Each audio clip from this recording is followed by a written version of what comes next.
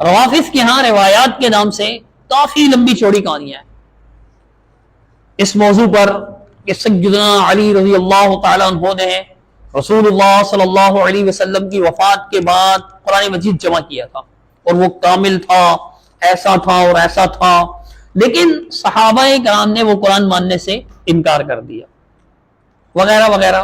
اس طرح کی باتیں ان کی روایت میں بہت زیادہ ہیں. ان روایت کی ظاہر سی بات ہے کہ ہمارے ہاں کوئی حیثیت نہیں ہے. البتہ انہی روایات کے مطابق روافض سے یہ سوال کیا جاتا ہے کہ آپ جو کہتے ہیں، آپ کی روایات جو کہتی ہیں کہ سیدنا علی رضی اللہ تعالیٰ عنہ نے رسول اللہ صلی اللہ علیہ وسلم کی وفات کے بعد قرآن مجید جمع کیا تھا، تو وہ قرآن کہاں گیا؟ قرآن کہاں گیا؟ لوجکلی بات ہے نا کہ آپ جو قرآن مجید پڑھ رہے ہیں یہ آپ کے نزدیک ناقص ہے. خاص طور پر کذاب یاری تو اپنے زبان سے کہہ بھی چکا ہے کئی بار، محرف ہے. تو جو قرآن سیدنا علی نے جمع کیا تھا وہ کہاں گیا؟ اس کا جواب ان کے پاس بنتا نہیں ہے، ہوتا نہیں ہے، دے نہیں سکتے. تو پلٹ کر اہل السنہ پر وار کرنے کی سوچی. اور ایسے میں کیا کہتا ہے آپ سن لیجئے اس کی بات. یہ کتاب المصنف لعبد الرزاق الصنعانی، چھاپ المکتب الاسلامی، الجزء الخامس، سن 1972 میں چھپی ہے. بیعت ابی بکر، صفحہ نمبر 450 میں ملاحظہ فرمائیے. بیعت ابی بکر صفحہ نمبر 450. یہ کیا ہو گیا؟ بیعت ابی بکرین صفحہ نمبر 450 مصنف عبد الرزاق میں ملاحظہ فرمائیے. اکرمہ نے کہا، عبد الرزاق نے معمر سے روایت کی ہے، معمر نے ایوب سے، ایوب نے اکرمہ سے. یہ صحیح سند ہے. مصنف ابن ابی شیبہ سے جو اس نے روایت پیش کی یہ ہرگز بھی صحیح نہیں ہے. اس کو یہ صحیح کہہ رہا ہے، یہ صحیح نہیں ہے. اگرچہ تمام راوی ثقہ ہیں، لیکن روایت کے صحیح ہونے کے لیے راویوں کے ثقہ ہونے کے ساتھ ساتھ سند کا متصل ہونا، اتصال سند بھی لازمی ہے. یہ سند متصل نہیں ہے. اس کی علت کیا ہے؟ آپ دیکھیں یہ روایت اکرمہ بیان کر رہے ہیں، بلا شبہ یہ ثقہ راوی ہیں، لیکن ان کی وفات 80 سال کی عمر میں سن 105 ہجری کو ہوئی ہے. سن 105 ہجری کو 80 سال کی عمر میں فوت ہوئے. تو اس طرح یہ بات واضح ہوتی ہے کہ کم و بیش 27 ہجری میں ان کی پیدائش ہوئی ہے اکرمہ کی. تو اپنی پیدائش سے 17-18 سال پہلے کی بات، یعنی رسول اللہ صلی اللہ علیہ وسلم اس کی پیدائش سے 17-18 سال پہلے فوت ہوئے تھے. اس وقت اگر حضرت علی قرآن جمع کر رہے تھے، یہ تو تھا نہیں، تو درمیان میں اس کو کس نے بتایا؟ واسطہ ضروری ہے نا، یہاں وہ واسطہ نہیں ہے. تو یہ روایت منقطع ہے، اور منقطع روایت ضعیف ہوتی ہے. اگر اپنے دعوے میں سچا ہے کذاب یاری کہ انسان صحیح ہے، تو اسے چاہیے کہ پھر بتائے کہ اکرمہ نے کس سے روایت کیا. اکرمہ تو پیدا ہی نہیں ہوئے تھے جب یہ واقعہ ہوا، تو اکرمہ اس وقت پیدا ہی نہیں ہوئے تھے. کیسے بیان کر رہے ہیں؟ درمیان میں کوئی واسطہ تو ہے نہیں. واسطہ لازمی ہے. واسطے کا نہ ہونا اس بات کی دلیل ہے کہ سند میں ڈسکنیکشن ہے، ڈسکنیکٹ ہے، یہ سند منقطع ہے، کٹی ہوئی ہے. تو یہ روایت ضعیف ہے، صحیح نہیں ہے. اب یہ روایت بھی سن لیں کہ اس روایت میں ہے کیا. حسن یاری کی زبانی سن لیں. لما بویع لابی بکر تخلف علی فی بیتہ علیہ السلام، جب ابو بکر کے بیعت ہوئی، علی علیہ السلام نہیں آئے ابو بکر کے بیعت کے لیے. فلقیہ عمر، عمر نے ان سے ملاقات کی. قال تخلفت عن بیعت ابی بکر، ابو بکر کے بیعت میں آپ کیوں نہیں آئے؟ فقال انی آلیت بیمین حتی قبض حین قبض رسول اللہ صلی اللہ علیہ وآلہ الا ارتدی برداء الا الى الصلاة المکتوبہ حتی اجمع القرآن. اجمع القرآن. امیر المومنین علیہ السلام نے جواب دیا، جب پیغمبر کی وفات ہو رہی تھی اس وقت میں نے قسم کھایا تھا کہ میں صرف نماز پڑھنے کے لیے، واجب نماز کے لیے میں ردا پہنوں گا. اس وقت تک ردا بھی نہیں پہنوں گا جب تک میں نے قرآن جمع نہیں کیا. فإنی خشیت ان یتلفت القرآن، مجھے ڈر ہے کہ قرآن ضائع ہو جائے. تو یہ امیر المومنین علیہ السلام نے ابو بکر کے بیعت کب ہو رہی تھی؟ اس وقت جب لوگ ابو بکر سے بیعت کر رہے تھے، وہ قرآن جمع کر رہے تھے.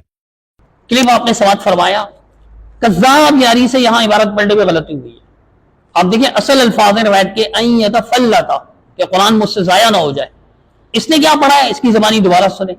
یہ میں بات اس لیے پیش کر رہا ہوں کہ کسی اور سے اگر عبارت پڑھنے میں غلطی ہو تو یہ اسے فوراً جاہل ڈکلیئر کرتا ہے. اب یہ خود بھی غلط عبارت پڑھ رہا ہے تو کیا یہ جاہل ہے؟ اپنے آپ کو جاہل کرے گا؟ یہ جو تعویل وہ اپنے لیے کرے گا وہ دوسروں کے لیے بھی سمجھ لے.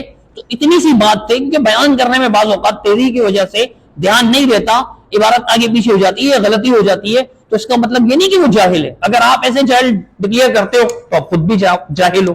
اب جو یہ روایت اس نے پیش کی, اس میں یہ لفظ نہیں ہے کہ فخرج فبايعه, یعنی جب سیدنا علی نے اپنا قرآن جمع کر دیا تو اس کے بعد باہر نکلے, گھر سے باہر نکلے, اور پھر اس کے بعد ابوبکر صدیق رضی اللہ تعالیٰ عنہ کی بیعت کر لی.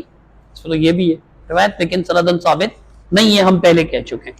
اب اس روایت کو لے کر یہ کیا کرتا ہے, سنیے اس کی زبانی, اس نے کیا کہا. تو آپ مجھے بتاؤ نا ان کا قرآن کہاں گیا؟ تم کہتے ہو شیعوں کا مذاق اڑاتے ہو, تو ہم بھی آپ کا مذاق اڑاتے ہیں. ان کا قرآن کہاں گیا ہے؟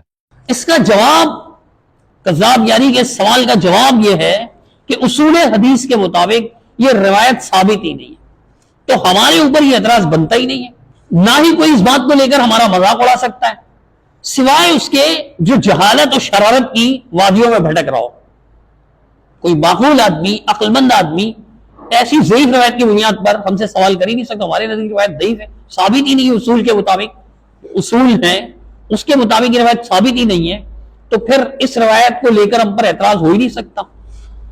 آگے چل کر اس کذاب یاری نے مصنف عبد الرزاق کی روایت کو صحیح ثابت کرنے کے لیے صحیح بخاری کی ایک روایت پیش کی کہ دیکھیں یہ سند تو صحیح بخاری میں بھی موجود ہے. سن لیں پہلے آپ اس کی بات. یہ جو سند میں نے دکھائی یہ بخاری کی سند ہے, ملاحظہ فرمائیے. یہ صحیح بخاری ہے, چاپ دار الفکر, یہاں پہ حدیث نمبر 3352.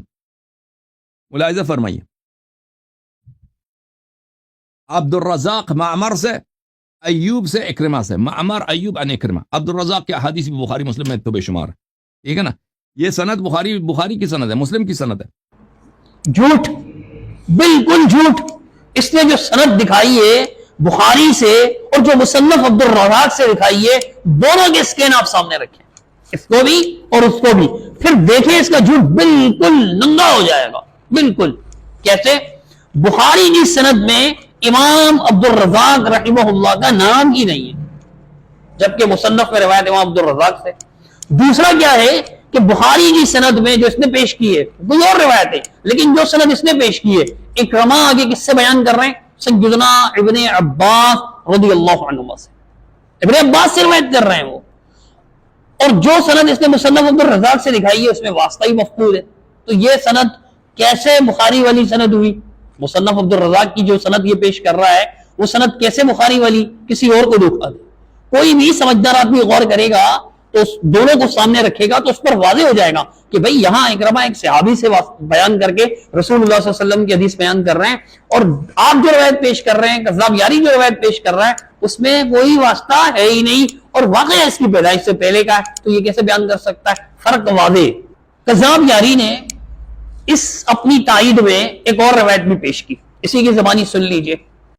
کتاب الاحادیث, کتاب المصنف فی الاحادیث والآثار لابن ابی شیبہ الکوفی, یہ جلد نمبر 6, چاپ دار التاج, صفحہ نمبر 148 میں. ملاحظہ فرمائیے.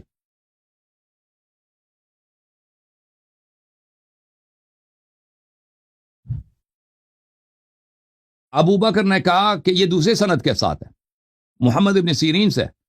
اب خود کہہ رہا ہے کہ محمد بن سیرین رحمہ اللہ نے روایت کیا, تو محمد بن سیرین جیسا کہ خود یاری نے بھی اس بات کو کہا ہے, تو ان کی پیدائش 33 ہجری کی ہے.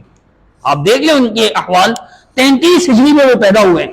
یہاں بھی روایت کا منقطع ہونے واضح بالکل. جب وہ 33 ہجری میں پیدا ہوئے ہیں تو اپنی پیدائش سے 19-20 سال پہلے, کم و بیش 19-20 سال پہلے کی بات وہ کیسے بیان کر سکتے ہیں؟ واسطہ ضروری ہے. یہاں بھی واسطہ نہیں ہے, یہ روایت بھی منقطع, اور منقطع ہونے کی وجہ سے روایت ضعیف ہے.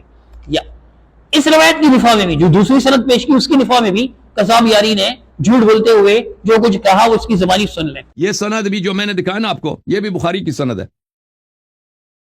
دیکھیں, یزید ابن ہارون ان ابن عون ان محمد, یزید ابن ہارون ان ابن عون ان محمد ابن سیرین, یہ سند. ملاحظہ فرمائیے اسی سند کو بخاری میں, یہ صحیح بخاری ہے, چاپ دار الفکر, حدیث نمبر 5470. حدثنا یزید ابن ہارون اخبرنا عبداللہ ابن عون, یہ محمد ابن سیرین تو بخاری مسلم میں بہت ہے اس کی روایتیں. یہ بھی جھوٹ ہے, اس کا بالکل واضح جھوٹ ہے, کیونکہ بخاری والی سند میں یزید بن ہارون روایت کر رہے ہیں عبداللہ بن عون سے, پھر وہ انس ابن سیرین سے بیان کر رہے ہیں, محمد ابن سیرین سے نہیں. آپ جو مصنف عبدالرزاق میں روایت پیش کر رہے ہیں اس میں محمد بن سیرین ہے نہ کہ انس بن سیرین، تو یہ بخاری والی سند ہے ہی نہیں. اور محمد بن سیرین رحمۃ اللہ علیہ پر ہم کوئی کلام نہیں کر رہے، نہ اکرمہ کو ہم ضعیف کہہ رہے ہیں، یہ ثقہ ہیں ہم مانتے ہیں، لیکن یہ اس موقع پر موجود نہیں تھے، بہت بعد میں پیدا ہونے والے لوگ ہیں.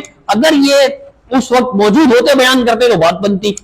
بغیر واسطے کے اگر یہ اپنی پیدائش سے پہلے کے واقعات بیان کریں گے تو انقطاع کی وجہ سے وہ روایت قابل تسلیم نہیں ہوں گی، اصول روایت پر جو ہے وہ صحیح ثابت نہیں ہوں گی. تو قذاب یاری کا یہ جھوٹ ہے. اس کا یہ کہنا کہ جی آپ ہمارا مذاق اڑاتے ہیں تو آپ پر بھی مذاق بنتا ہے، آپ ہم پر سوال کرتے ہیں تو آپ پر بھی سوال بنتا ہے کہ آپ کی کتابوں میں کہ علی رضی اللہ عنہ قرآن جمع کیا تو قرآن کہاں گیا، اس سوال کا جواب آپ پر بھی لازم ہے. ہم پر یہ سوال سرے سے واجب نہیں ہے. اور ہم تو کہتے ہیں جب صحابہ کرام نے جمع کیا ابو بکر کے دور میں اور بعد میں سیدنا عثمان رضی اللہ تعالیٰ عنہ کے دور میں تو حضرت علی نے اختلاف کیا، اس کا کوئی ثبوت نہیں ہے. اگر تم سچے ہو تو ثبوت لاؤ. حضرت علی نے کہا نہیں یہ قرآن ہے ہی نہیں. سیدنا علی رضی اللہ تعالیٰ عنہ بھی اس سے متفق تھے. تو تمام صحابہ اس قرآن پر متفق تھے، اس کے علاوہ قرآن کوئی اور ہے ہی نہیں.